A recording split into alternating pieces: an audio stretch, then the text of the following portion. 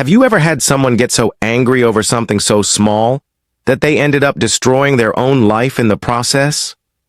I'm talking about a person so obsessed with control, so addicted to being in charge, that one tiny act, like me parking my truck in my own driveway, made them absolutely lose it. Well, buckle up. Because this isn't just a story about an angry neighbor. This is about an HOA Karen whose thirst for power ended in flashing lights, handcuffs, and the sweet sound of justice being served. It all started on a warm Saturday morning. I'd been up early working on my old Ford F-150. It's not a show truck or anything, but I've had it for years and it runs like a dream. After cleaning up the engine bay and checking fluids, I pulled it into my driveway to give it a good wash. My driveway, my property. I figured, no big deal, right? Wrong. I live in a neighborhood with a homeowners association. Normally, I keep a low profile. I pay my dues, mow my lawn, keep my place tidy. I'm not here to make trouble, but my neighbor, let's call her Karen, lives for trouble. She's the self-appointed watchdog of our street, a woman who believes every rule should be enforced, to the letter. And sometimes even rules that don't exist. I noticed her blinds twitching while I was rinsing off the truck. At first, I ignored it. Then, a few minutes later, I heard her voice, sharp, high-pitched, and loaded with fake politeness. "Excuse me," she called, striding across the street in flip-flops and yoga pants, clutching a clipboard like it was a weapon. I set down the sponge. "Morning, Karen." She didn't return the greeting. Instead, she tapped her clipboard and said, "You can't park that here. HOA policy clearly states that non-approved vehicles must be kept in the garage." I blinked at her. "This is my driveway, Karen, and that's my truck." Her lips tightened.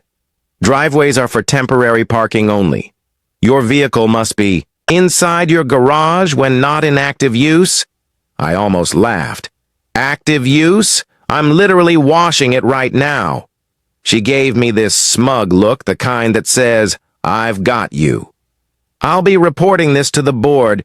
Expect a violation." Notice, I should have just let it go, but instead I said something I knew would set her off. "You know, Karen, I think you just make up rules to feel important." Her face went red. She spun on her heel and stormed back to her house. I figured that was the end of it. Oh, how wrong I was. About 15 minutes later, I heard the unmistakable sound of a siren, not full-on blaring, but close enough that I turned to look. A police cruiser was rolling down the street. I thought maybe there'd been an accident. But then it pulled right up in front of my driveway. 2 officers stepped out. "Sir, we got a call about a possible stolen vehicle," one of them said. I actually laughed out loud. "You're kidding. They weren't." According to them, a neighbor, I wonder who, had called 911 claiming that I was hiding a stolen truck in my driveway. I calmly pulled out my registration, insurance, and ID showing that everything matched. The officers were polite, but you could tell they were a little annoyed about being dragged into a fake report. One of them even said, "We get calls like this sometimes. Usually it's just a neighbor dispute." That's when Karen came marching out of her house, arms folded, smirking like she was about to watch me get hauled away. "Officers, that's the one. I told you it didn't belong here." The taller officer turned to her and said, "Ma'am, this vehicle is registered to the homeowner. Everything checks out." Karen's smirk faded. But he can't park there. It's against HOA rules." The officer's expression hardened. "Ma'am, HOA rules aren't criminal law. You called 911 for a non-criminal matter. That's a misuse of emergency services." I saw it happen. The exact moment Karen realized she'd made a huge mistake. The officer asked her to step aside and started asking questions. Did she know the vehicle was stolen? Did she actually see any crime occur? Her answers got shakier by the second. Within minutes, the mood shifted. The officers pulled her to the side, spoke quietly, and then they turned her around, cuffed her hands behind her back, and walked her toward the cruiser. I stood there, dripping water from the sponge still in my hand, watching in stunned silence. "Ma'am," the officer said as they put her in the back seat, "you're being arrested for filing a false police report." The neighborhood was buzzing within minutes. People peeked out of windows. Some even came outside pretending to check their mail.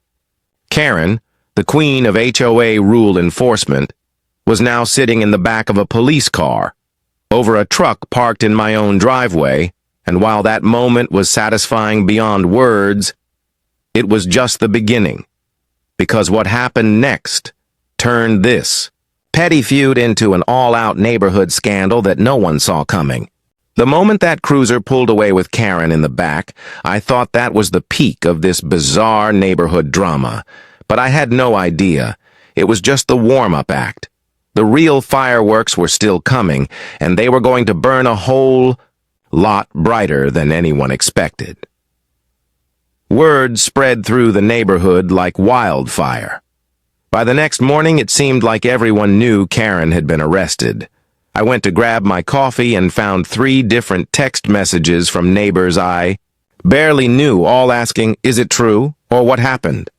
Even the older couple 2 doors down, who never spoke to anyone, were out watering their lawn suspiciously early, clearly hoping I'd give them the scoop. I didn't say much. I just shrugged and told them, "Police have the report. You can ask them." The less I said, the more curious everyone got. But while the neighborhood buzzed with gossip, the HOA board wasn't happy. By Monday afternoon, I had an official notice slipped into my mailbox, not about parking, but about creating a hostile environment within the community.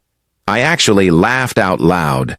According to the letter, my public display of having the police at my house had damaged the HOA's image. I don't know about you, but I'm pretty sure getting arrested damages your image a lot more than having the cops verify your truck isn't stolen. What they didn't know was that I'd already decided to push back hard, not just against Karen, but against the entire board if they wanted to protect her. The very next day, I filed a formal complaint with the police department against Karen for harassment and misuse of emergency services. I included the fact that she'd previously harassed me over parking, made up rules that didn't exist, and tried to use the HOA as a weapon against me. The officers took it seriously, especially because she'd already been arrested for a false report. Then I went one step further. I contacted the county prosecutor's office and submitted a request for all public records relating to HOA complaints on my street. I wanted to see if Karen had been pulling the same stunt on other people, and, oh boy, she had. Over the past 2 years, there were 8 separate police reports filed from her address, everything from unauthorized vehicles to illegal construction to suspected trespassing. Not a single one had resulted in charges. Every time the police had found no wrongdoing. She was a serial false reporter. I printed those reports, stapled them together, and brought them to the next HOA meeting. Now, if you've never been to an HOA meeting, let me tell you, it's usually a sleepy, passive-aggressive affair with people complaining about weeds in the park or the color of someone's shutters. But this time, the room was electric. Half the neighborhood showed up, curious about the rumors swirling around Karen. When the board tried to brush past recent events, I stood up. "I have something for everyone to see," I said, holding up the stack of reports. "This is a record of every false police call Karen has made against her neighbors. And if you want to talk about damaging the HOA's image, this is it." The room erupted. People started murmuring, shaking their heads, even glaring at the board members who had always backed her. One woman stood up and said, "She called the cops on my husband for parking our RV in our driveway for one night." Another man added, "She reported my teenage son for loitering in our own front yard." By the time it was over, the board had no choice but to act. They voted to remove her from her position as Neighborhood Compliance Chair, a title she'd practically invented for herself. But that wasn't the end of her troubles. 2 weeks later, I got a call from a detective. The county had decided to charge Karen with multiple counts of filing false police reports, not just for my incident, but for several others. Apparently, my decision to bring everything to light had opened the floodgates, and now other neighbors were coming forward with their own evidence. The day the police came to serve her with the new charges, it was déjà vu. Same flashing lights, same cruiser, same walk of shame, only this time no one pretended to look away. People stood on their porches, arms crossed, watching her go. And you know what? Not one person looked sorry for her. After that, the street was quiet. No more nasty notes in mailboxes. No more fake violations. No more suspicious, anonymous tips to the police. My driveway became just a driveway again, and washing my truck became just another Saturday chore. But the best part? A month after Karen's second arrest, I was walking back from the mailbox when one of the HOA board members stopped me. She leaned in and whispered, "Honestly, thank you. We were too scared to deal with her, but you did what needed to be done." I just smiled. "Sometimes the best way to deal with a bully," I said, "is to let them hand the rope to the cops themselves." And that's the truth. Karen didn't go down because I yelled louder or played dirtier. She went down because she couldn't stop herself from crossing the line over and over until the law finally caught up with her. And when it did, it wasn't just my victory. It was the whole neighborhood's.